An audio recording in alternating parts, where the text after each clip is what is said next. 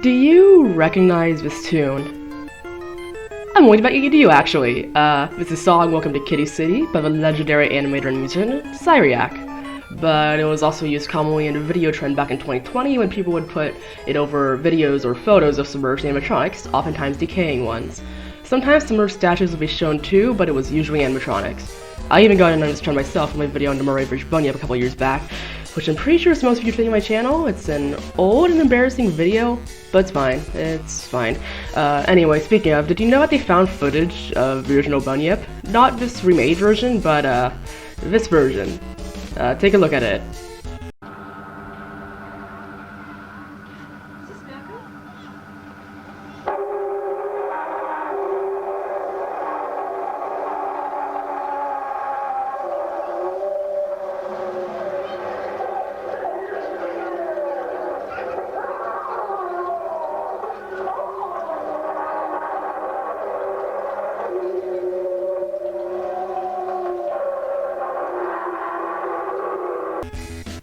You know, if this thing touched me, I think I'd actually just straight up die on the spot. Like, look at that water. Like, if you touch that water, I think you get like 15 diseases and 5 parasites. It's not. Look at how filthy that is.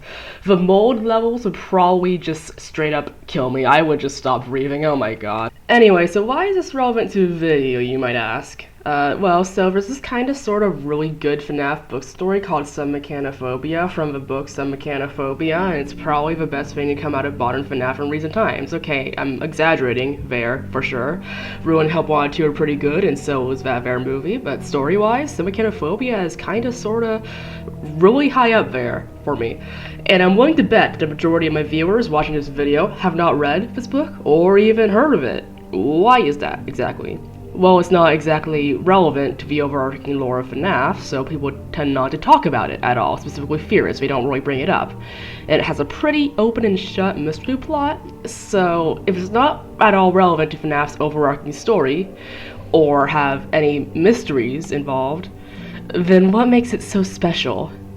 Mechanophobia is the 4th book in the Tales from the Pizza Puck's book series, and it contains the stories Animatronic Apocalypse, Bobby Dots Part 1, and Mechanophobia. Wow, what a surprise.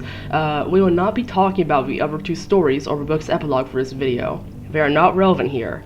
We'll be only talking about the elements that make the story so good, and why I believe it goes back to the main roots of FNAF. As in, like, the themes, the elements used at play, and a similar story setup. And so that you know what the hell I'm talking about, let's go ahead and get into a summary. Okay, so the story stars our protagonist, Kaden Wykowski, who works as a technician at Freddy's Fantasy Fun Water Park, which is owned by franchisee Martin Copper. He had reopened the establishment after Pizza Puck's opened a couple of towns over, hoping to mooch off its success. It had been closed for several years prior before this. There are many water-based rides, and of course, water animatronics that swim around in a massive tank called a mechaquarium. However, there's just one issue. Kaden has mechanophobia. He's afraid of submerged machines, including animatronics. This stemmed from when both of his parents died in a boating accident at sea, leaving him to live with his grandmother. It had affected him horribly throughout grade school, with him freaking out at a field trip over the sight of an animatronic whale. That reminds me a lot of the real-life Treasure Island's Moby Dick animatronic. By the way, he's still down there, just why you should know that. Leading him to getting bullied throughout his entire school life because his classmates are huge losers. Like, they're losers. They suck. It stated that he probably wouldn't have taken the job if he realized how often the animatronics would break down. But there aren't that many options for fresh out of high school mechanics with only a high school diploma that are this close to the house of his ailing grandmother, so he took it. At the start of the story, after his boss Martin hassles him over making sure that everything's perfect, they both realize that the mermaid animatronic Delilah is seemingly not present. After Martin takes a look, he finds that the mermaid is broken down at the bottom of the tank on top of a rock, not moving. After bitching at Kaden a little bit more, he leaves him to fix it. After giving himself some positive affirmations to work up the courage to go into a tank, he dives in and immediately finds himself face to face with one of the animatronic sharks. The shark is completely unmoving, deactivated, but Kaden freaks out anyway and tries to get away from it, and immediately slams into the vintage scuba diver animatronic. His name is Frank. Tangled up in his arms, he freaks out even more, the breathing regulator dropping from his mouth, and he goes back up to his surface, panicking. He relaxes enough to admonish himself, and dives back in. Since the mermaid was at the bottom of the tank on a rock, he'd have to go practically all the way down, with numerous stopped animatronics in his path. Plotting out a way to dodge them all, he goes through, but on his way catches the eye of one of sea serpent animatronics, Marco. The animatronic is powered down, but he could have sworn they saw a flicker of yellow light in its eyes. Tightening a loose wire, he reset something internal, and she briefly revised, flipping her arms around before powering down again. Swimming back to the surface, he couldn't shake the feeling that the largest animatronic in the tank, the sea dragon named Zeus, was watching him somehow. Reactivating the power, all is well as the mermaid is now back to normal. Hip hip, hooray! The next day, Kaden runs into his coworker Roy, who actually genuinely loves this job. He had always gone to his place as a kid before it closed initially, and now that it had reopened, he had gotten a job there. Multiple jobs, actually. He does a lot of things here. Like, he's a security guard, he cooks, he cleans, he does so much. He's also a game manager. He does so much at this job. Anyway, so he got the job after it reopened, and he loves it. Roy alerts Kaden that an animatronic shark, Hank, had gone down. Roy liked to call this one Hank the Hammer, in lieu of the fact that he had a rust spot in the shape of a hammer on his tail. Awesome. Roy had also named the other two sharks in the tank, Mac the Mussel, the biggest one, and another one named Sly due to the fact that it liked to hide amongst the rocks and fake plants. None of that is important, by the way, I just thought it was kind of cute. Roy just kind of goes, "Okay, buddy, you go do your thing in the water. You have fun with the animatronics. I wish I could do that, but I don't. I'm not a technician." While Kaden is instilled with the fear of God once again at the thought of diving back into water. But, given how this is literally his job, he has to do it anyway. On his way to the mech aquarium, he runs into his former school bully, Daryl. Still as much of a jackass as ever, Daryl harasses him a bit and also mentions, "This place is such a dump. The Mecha Pizza Plex are so much better. I went to one by our school, it puts this place to shame." Fun fact, the mention of there being multiple pizza plexes is the only thing in the story that's even remotely important to a wider story of FNAF, be it the 1 through 6 arc or the Help Wanted to Help Wanted 2 and Beyond arc. Anyway, after leaving Daryl and going to the mech aquarium, he finds that Hank is flipped over and floating in the middle of a tank like a dead fish. Good job. Wondering how that even happened, he goes back in and realizes that he has to go near at least one animatronic to get to Hank. There's no clear path. Swimming beneath Hank to reach the panel, he turns around to see that Zeus the sea dragon was suddenly only a few feet away, its mouth slightly open. He hadn't been nearly that close before. Focusing on fixing Hank to calm his nerves, he fixes him the same way he fixed the mermaid, and after he's done, he tries to swim to the surface, only to almost bump into Zeus, who is now right in front of him. Trying to get away, he bumps into a wall of sea rocks. He's trapped. Turning right back to Zeus, who is now even closer, he tries to make sense of the situation. The power is off. Zeus shouldn't be able to move, but he's definitely moving. After Zeus gets so close that he pins Kaden against the wall, he finds himself forced to stare into the dragon's too close open mouth, and sees what looks like a bit of dirty wiring hanging out of his jaw near his bottom teeth. Focusing on that in order to calm himself down, he starts to pull it out, and what comes out is not a wire at all. It was part of a shoelace. After pulling some more, the rest of his shoe comes out. A disturbingly child-sized shoe. For some unknown reason, a child's shoe had been in the mouth of a sea dragon. That night, he dreams about that incident in 2nd grade where he has a breakdown over a whale animatronic on a field trip. After waking up from his dream, he ponders over his shoe yet again, which he had taken home. Trying to brush it off, he goes back to bed, and then the next day, he brings the shoe up to Roy. He asks him if he or any other kids at the time before the initial closure tried to get out to the top of the mech aquarium before. Kaden then brings up the shoe he found, and Roy is surprised, but has no ideas. Later on, while Kaden is listening off the Foxy water slides, Martin approaches and starts asking him, "Hey, what's this about a shoe I hear?" Roy had snitched. Kaden explains how he found a shoe, and Martin asks if he got rid of it. Kaden lies and said that he did. Martin reiterates that he wants to know about everything that happens in this park, and says that some teenager probably threw it in the pool several years ago as a prank. Kaden takes the time to ask about the animatronics moving when the power's off, but Martin just laughs him off and tells him that he's getting the creeps, and everybody tells him that. Later that day, Polo, the other sea serpent, goes down and take a wild guess at who has to go in there and fix him. Polo has gotten himself into a bizarre fix. Somehow, the snake had gotten stuck between two rocks at the bottom of a pool. You know, like an idiot. On his way in, Kaden maps out the animatronic locations again, and the only ones who are close to the serpent are Frank the Diver and Sly the Shark. Zeus is all the way on the other side of a pool. There is no way he should be able to get to him, right? As he works with Polo, he looks up to see that the head of a sea diver animatronic is tilted to look down at him. Trying not to worry about the obvious movement, he hits the reset button on Polo, causing him to jerk around so violently that he breaks off a piece of the scenery that he was caught between. But the rock that had broken off didn't seem quite right. Picking it up, Kaden pockets it for later, but then realizes that something is incredibly wrong. His air supply has run out. That shouldn't be happening. He had always checked the air levels to make sure that they were full after every dive, but this time, he was completely out of air. Trying to go up to his service, he found his tool pouch was caught on a fake seashell, and he tries to unclip it, but he was starting to panic. Finally getting free, he begins to try and swim up to his surface as fast as he can, barely making it in time. Gasping and wheezing, throwing up a little bit, he asks the office manager Eva to give him the rest of a day off, and he receives it. On his way back home, he's still mulling over the incident in his head, uneasy. He knew for a fact that he had refilled the air tank after his last dive. The only way this could have happened is if somebody had let the air out on purpose. But who would have done that? Heading over to the nursing home that his grandmother was staying at to give her some donuts and talk with her, he finds her sitting in her wheelchair, watching the other residents play a board game. She used to be big on knitting and crocheting, but the Alzheimer's had stolen that away from her, along with her memories. Upon seeing him, she frowns for a minute, but then remembers him and says hello. She asks if he found a job yet, and he says that he's working at Freddy's Fantasy Water Park. She's like, "Don't lie to your Grams, that place is closed." Kaden explains how it reopened a few weeks ago, and she goes, "Oh, really?" And then spaces out a bit, seeming disinterested. She asks if she still has her house, and her grandson assures her that everything's being taken care of. She asks him once again if he has a job, and he reiterates that he's working at the water park. This time, however, her eyes widen, and she starts to freak out a bit. "With the water animatronics? No, Kaden, you can't work there, you can't." He tries to assure her that it's all okay, but she carries on. "You don't like the things in the water. So scared since you lost your mom and your dad. My Cynthia, I miss my Cynthia." Then, she recalls him at his water park. "Story there. Strange one. Mystery." Kaden tries to ask her more about this mystery, but all she says is "strange," and then asks if she can take a nap. On his way out of a nursing home, Kaden recalls the rock that he picked up and pulls it out of his pocket to take a look. But it's not a rock. Not a rock at all. It was a small bone.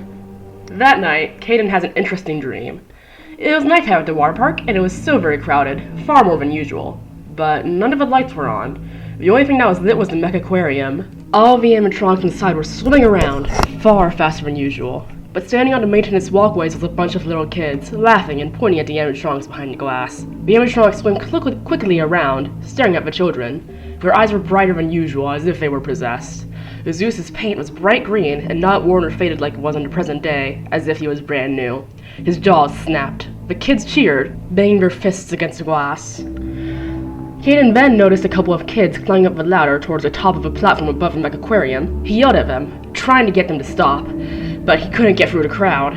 Then he saw all his coworkers, Martin, Roy, and Eva, standing around the tank, watching as the kids climbed up the platform. "Boss! Roy! Stop the kids! They're trying to get to the top of the platform. They could get hurt!" But they simply smiled, pointing at the animatronics in the aquarium. It was like nobody could hear him. Kaden watched in horror as the children jumped into the tank, one by one. He kept trying to push through the crowd, but the closer he tried to get to the ladder, the further away he felt. Zeus bit into a child's leg, blood clouding the water, as all the rest started to attack violently. The mermaid tore off a child's arm, and the diver grabbed the child by the leg and pulled him under. Suddenly, someone grabbed him from behind and turned him around. It was his parents. His dead parents. Their rotting, bloated, decomposing bodies stared at him, dead. He woke up, screaming. The next morning, he was contacted regarding his grandmother's medical insurance. What a great start to the day, medical insurance in the morning. Going to look for the papers he needs, he finds where they're all kept, as well as some news articles. He found one about the disappearance of his parents, but then the headline right beneath that one caught his attention. "Missing local boy," it read. That day, 20 years ago, 5-year-old Jason Butterfield had gone missing from his home. The family had gone to a water park that day and returned home, but the next day, their son had vanished. They didn't know if he was taken in his sleep or if he ran away. His window had been left open. He'd last been seen wearing a blue sweatshirt, blue jeans, and white tennis shoes. White tennis shoes, just like the shoe that Kaden had found in Zeus's mouth. At work, Kaden couldn't stop thinking about his discovery. Doing research online, he learned that the bone that he had found was a finger bone. He couldn't make any accusations yet if he wanted to keep his job, which he desperately needed, and he felt like he needed more evidence. He wasn't even sure if the bone was real or just a prop, like, say, a Halloween skeleton. Suddenly, his boss calls him, "Wykowski!" Martin had heard about the incident yesterday, and he wasn't too happy. He states that if any other incidents happen, he's out. He can't have any liabilities here.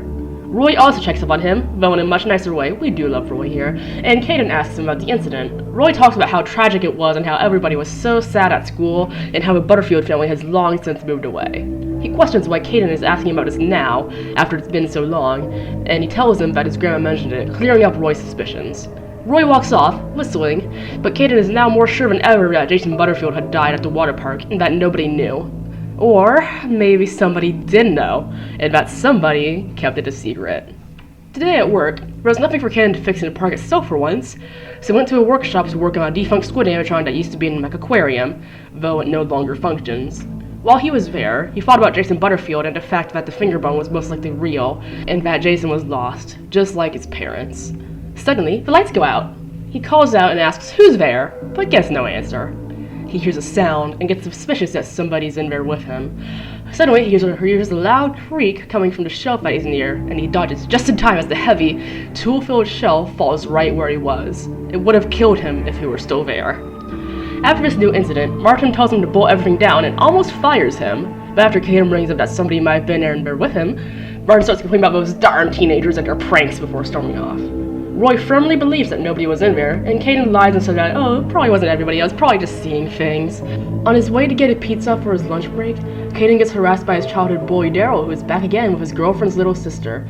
Kaden accuses Daryl of being the one who snuck around the workshop but tells him not to try any stupid pranks at the park, and Daryl tries to challenge him to a fight in front of a small child. Kaden tells him that maybe he shouldn't in front of a small child, and Daryl leaves. The next day, Kaden goes down to a police station about the finger bone and the shoe he found. Then he starts thinking about, what if I investigate? What if Martin fires me? I'll lose my income, my grandmother's house, and then I'd be homeless. He then leaves the station, determining that he should gather more evidence before doing anything major. That night, near closing, Kaden actually hoped that one of the animatronics would go down so they'd have an excuse to go into the aquarium. He had a second plan to go in after the park closed, and avoiding Roy, who was also a nighttime security guard. None of the animatronics broke down, so he went for the second plan. Making sure that his air tank was full, which it is this time, he dove in. Most of the animatronics were stopped at one end of the tank, as if giving him more room to explore. He searched at the bottom, and then turns around to notice that all of the animatronics had turned to look at him, with the diver having moved slightly closer. Forcing himself to keep searching, he kept digging when he found a chunk of rock. It was covered in algae. He picked it up, and once again, it wasn't a rock at all. It was a small human skull. It was missing its lower jaw, but it was still definitely a human skull, and there was no other way around it. There was a corpse in the water, its parts likely scattered around. Immediately after this, something strange happened. The tarp above the aquarium that he had opened to get in was starting to close. Kaden couldn't reach the top in time, and it shut completely, logging him underwater. While he panicked, Frank the diver was approaching him, swimming with unusually human movements. He tried to swim towards the animatronics, planning on hiding amongst them, while all their eyes followed him, watching what he was doing. The diver gripped his arm, and then began trying to pull off his breathing regulator, intending to drown him. Pulling out the screwdriver, he shoved and pushed at the vintage suit, trying to get it off him. The diver wrapped his hands around his throat, trying to strangle him, and as he began to run the screwdriver into the neck of the suit, where the helmet and the body connected, and eventually Kaden forced the head off, causing the diver animatronic to release him. But it wasn't an animatronic at all. It was his boss, Martin Copper. Martin panicked for a second as the lack of a helmet led to his air supply being cut off, but then he returns to trying to attack Kaden, grabbing his leg. Out of the corner of his eye, he sees movement and turns to see Zeus approaching them both. In the next moment, Zeus circled around them both and wrapped his tail around one of Martin's legs, stopping his attack on Kaden. Martin begins to scream underwater, flailing as the other animatronics approach him to attack. The mermaid wraps her hair around his face, and the sharks and serpents begin to surround him as he tried to escape, but to no avail. Eventually, they all move away from him, leaving his lifeless body floating in the water. 1 week later, Kaden returns to get his last paycheck from Eva and goes to a mechaquarium. The water has been drained, and the police have broken apart the fake rock structures, revealing more intentionally hidden bones. The body had been identified as Jason's due to dental records. The cops weren't quite sure as to what exactly happened 20 years prior, but it was clear that once Jason drowned in the tank, Martin had covered it up on purpose, likely to keep the money flowing in. He had been in severe debt and had the motive to do so. The police questioned Kaden about how Martin had died. He said that Martin had somehow gotten stuck on the dragon when trying to kill him and drowned. He also explained that he got out by using a screwdriver to rip the tarp apart, and how he tried to pull out Martin too, but the diver suit was too heavy. Locals had begun to celebrate Kaden due to finally solving the disappearance of a child, but he wasn't too comfortable with the popularity. Roy then approaches him, talking about a new job he could get, and Kaden stops to listen to his deal. Roy then reveals that he himself bought the park and was planning on reopening it and fixing it up. Kaden is speechless, and that is where our story ends. I'm very sorry for such a lengthy summary, but I needed to go into as much depth as I could in order for you to understand where I'm coming from when I get into my analysis proper. Let's start off with something simple before getting back into the whole "the story goes back into FNAF's roots" thing. The numerous references to real-life water-based animatronics. You've probably noticed it if you were looking at the visuals of this video, but I understand many people only put these videos on in the background. In that instance, hi, please look at the screen for a little bit, okay? You can put it on in the background after I'm done with this segment. But every single animatronic in the story seems to be extremely referential to popular real ones. Of course, these are all popular sea creatures in general, but hear me out. In Kaden's childhood flashback, where he freaks out over the large whale animatronic at a school field trip, the whale is described as being very large, with teeth that were blackened and brown, with a massive dark mouth that looked like it would swallow him whole. This reminds me of the real-life Moby Dick animatronic that was located at Pleasure Island Amusement Park, but when the park closed down, he wasn't destroyed or sold due to his sheer size, but was rather left underwater. And now, 60 years later, he's still down there, slowly but surely deteriorating. Though, considering how long it's been, he's in kinda decent shape, especially considering how he's underwater. Next up is Zeus, Delilah, and the defunct squid that was briefly mentioned in the workshop. There was this Disney ride about 20k leagues under the sea that was open from 1971 to 1994, and it featured sea dragons, mermaids, and a massive squid that stared at riders with a huge eye.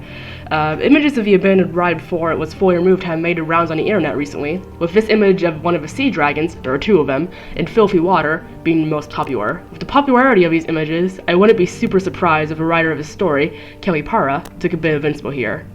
I've also left a link to the site all about the ride in the description of the video for those of you who are interested in a full story. Okay, that's the potential references out of the way. Time to get into what I really want to talk about in the story. And now you can go back to listening to this in the background. The book this story belongs to, Mechanophobia, came out December 27th, 2022, around 1 year after Security Breach released, 3 years after Help Wanted 1, and around 8 years after FNAF 1 came out. But despite the story being what I call a Pizzaplex arc, Help Wanted 1 and onwards, because Help Wanted 2 is definitely not the end of that arc yet, it's very back to the basics. There is an innocent, unwitting, initially uninvolved protagonist who becomes more involved with the supernatural animatronics and the mystery surrounding the disappearance of a child at a family establishment. There are haunted animatronics, of course, and there is one man behind all of this nonsense. Does that sound familiar to you? It should, because by now everybody knows the basic story of Five Nights at Freddy's 1. But I'm thinking about it a little differently here. I'm not thinking about it with the context of every other game afterwards and book after that, where we learn more about the characters and the captains and whatnot. I'm thinking about when it was just FNAF 1, and when nobody knew anything. We didn't know who we played as, and we slowly gathered bits and pieces of the story from the rare camera screens showing off the newspaper articles, telling a story of missing children, a suspect who was caught and released, and the animatronics starting to smell funny. The whole basic setup of Mechanophobia reminds me a lot of that, back when things were very, very simple. The scale of Mechanophobia's story, however, is both smaller in some aspects while larger in others. There are fewer ghosts, that being only one ghost in the entire story, but there are more animatronics being controlled by that one ghost. The establishment is much larger, but the hauntings are focused on only a single area. There's only one true villain, but there are more characters overall. Obviously, it's generally going to be a more elaborate story, seeing as how it's a written story that was actually planned out, unlike how FNAF 1 initially was, but the general similarities and vibes are there. The story also stays true to the initial uncanniness that made FNAF 1 so creepy in the first place. Submerged animatronics can have a whole separate aura about them that land-based animatronics simply cannot have, and on top of that, if they're neglected, they rot in ways that are worse than they would have if they were water-based. The way that the animatronics keep staring down our protagonist can also be seen as being reminiscent to the multiple FNAF 1 camera shots where the animatronics stare directly at the camera and fuss directly at you, the player. When Zeus approaches Kaden for the first time, he is described as having black oil around his mouth that looked like dried blood, his teeth are cracked and some of them are missing, and his paint is wearing away, rust starting to appear here and there on his body. Delilah the mermaid is missing an eye, and when she first breaks down at the start of the story amongst the rocks, she's described to look a bit like a drowning victim, with her mouth agape. When Hank the shark breaks down, he looks a lot like a dead fish. The story keeps using imagery associated with dead things that used to be alive with these animatronic characters who are never actually living in the first place, creating an eerie contrast. Such imagery is commonly seen with animatronics in general, as it appears so lifelike when they're working perfectly in good condition, but then when you see them later on, abandoned and disused, they seem dead. They no longer sing or dance in front of a crowd like they used to. The magic has died. The death of childhood characters and the perversion of their once innocent natures has been a running theme for Five Nights at Freddy's, actually. That's been a constant from the start, down to Help Wanted 2. Characters once loved by children being used to hide their bodies, characters with AI so advanced that they might as well have actual feelings being hacked and twisted into murderous monsters, and an evil man wearing the costume of a cute little bunny rabbit in order to lure children away to kill them. It's been a running theme since forever. That theme is present in some Mechanophobia as well, Roy repeatedly talks about how great the park used to be before it closed for the first time, and still genuinely loves the animatronic characters, despite the sorry states they're in at the time of the story. He still loves the place even after it's found that a child died there. Sometimes your love for the things you used to enjoy as a child never truly goes away, no matter what happens. People still come to enjoy a park, even though it's a bit run down, and the children still love the animatronics. I suppose you can see this run as running with the fact that people in the FNAF universe keep returning to whatever new Freddy Fazbear's iteration crops up, despite it being mentioned in multiple book stories and in the games that people know that bad things happen at the old and present day locations. So what I'm trying to say is that if you want a story that goes back to the base core of what FNAF was, and still is, read some Mechanophobia. It has creepy water animatronics, a very back to the basic story, and I think I've made myself clear enough, I hope. If you're going to read just one FNAF book, read this one solely for a title story. Fun fact, it's actually a lot easier to get access to books both free and legally than it is for video games. I keep hearing people complain about the fact that books cost money, wow, and it's just, if you're in America, buying free Tales from the Pizza books is slightly cheaper than buying Security Breach once, not calculating tax. Also, since Scholastic is such a big publisher, you can just go to your nearest public library and check it out for a couple weeks for free, as most libraries have them due to the massive publisher. There are also people who read out the individual stories on youtube.com for free. It's like stupidly easy to access these at no cost, it's just a lot of people don't bother to try it. They're not bad, alright, just try it out. Anyway, that's how I'm gonna end off this video.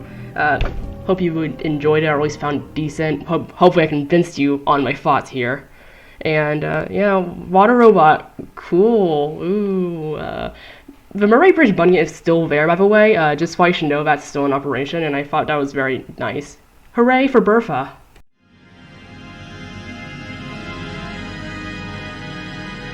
Secure ship for sea. Make all preparations for getting underway. Aye, aye, sir. All hands to station.